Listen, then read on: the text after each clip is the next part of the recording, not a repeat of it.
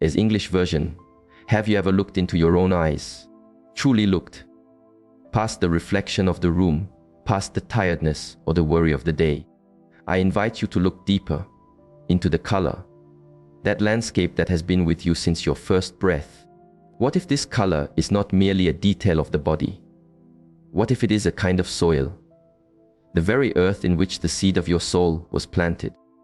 An ancient understanding, passed down through my tradition, teaches that the body is not a container for the spirit. It is the spirit's echo in the physical world.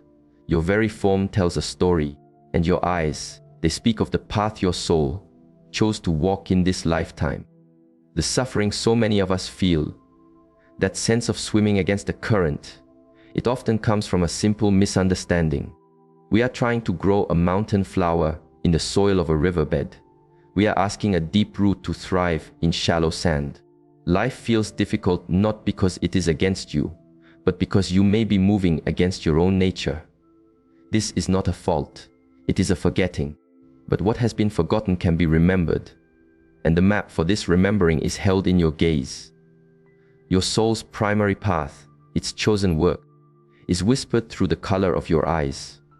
Let us explore these sacred landscapes together. For those whose eyes hold the color of the deep earth, the browns, the world may call this color common. This is like calling the ground itself ordinary, a profound error.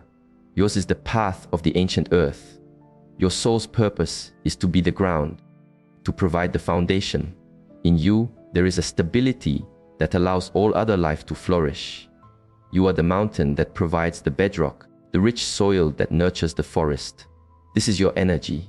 Your dharma, your mission, is to hold space, to transmute chaos into stillness, to remind humanity of its roots. People feel safe with you. They confess their truths in your presence. Children and animals are calm around you. They sense the mountain. They trust the earth beneath their feet. But there is a shadow to every mountain.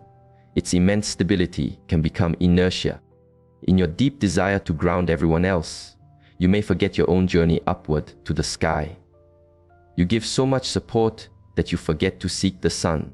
Your work is to learn the balance between being a foundation for others and allowing yourself to be moved, to be the earth that is both stable and alive, constantly cycling through seasons of its own.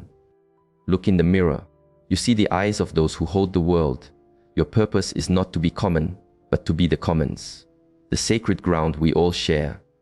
Now, for those whose eyes reflect the color of the sky and the deep ocean, the blues, when people look at you, they often feel seen, not just observed, but truly perceived. This is your nature. Yours is the path of clear water. Your soul's purpose is to reflect what is. Like a still mountain lake, your energy reveals the truth without judgment. You cut through the fog of illusion and the noise of deception. You perceive the patterns that others miss. Your presence invites authenticity because pretense cannot hold its shape in your clear reflection.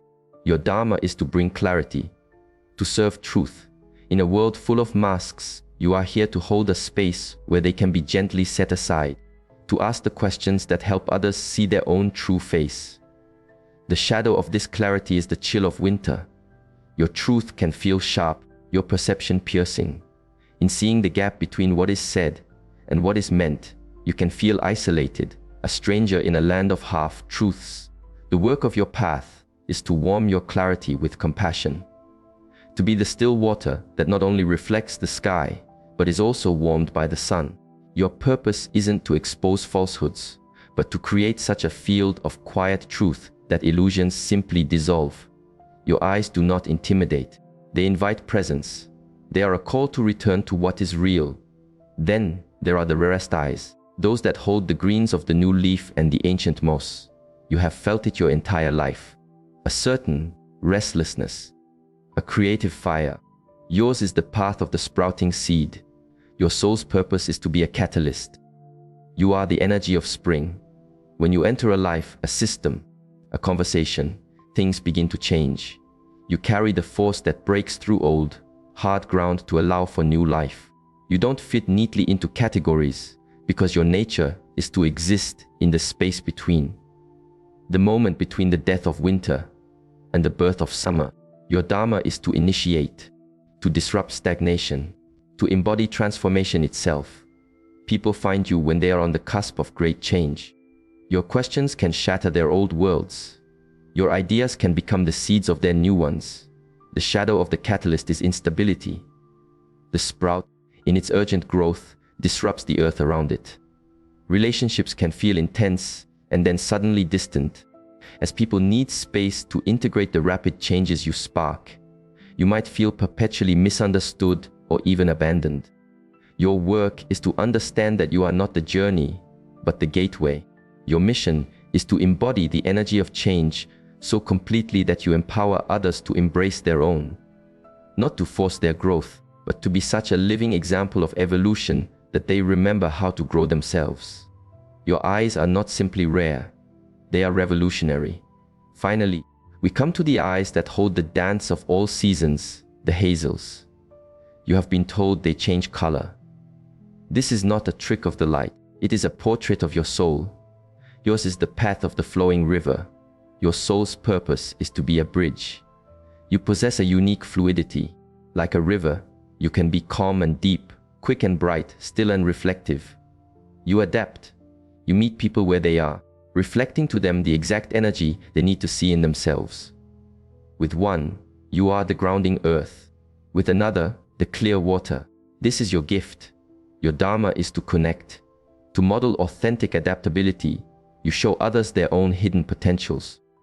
People leave your presence feeling more like themselves, because you have mirrored back to them a part of their own soul they had forgotten. You helped me see. They will say, the shadow of the river is that it can lose its way. In adapting to every landscape, it can forget its own destination, the ocean.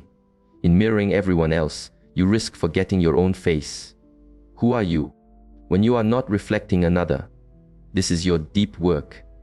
To maintain your connection to your own source, even as you flow through the lands of others. To be adaptable without being shapeless. To remember that a river's power is not just its flexibility, but its unwavering journey to the sea. To know this is not to be placed in a box. A label is a cage. A path is a direction. This understanding is a map, but you are the traveler. The map is not the territory. Your path is not a limitation. It is your place of greatest power. The challenges you have faced have been your soul's invitations to walk this path more consciously. The moments you felt most alive, most full of purpose, those were the moments you were walking in harmony with your nature.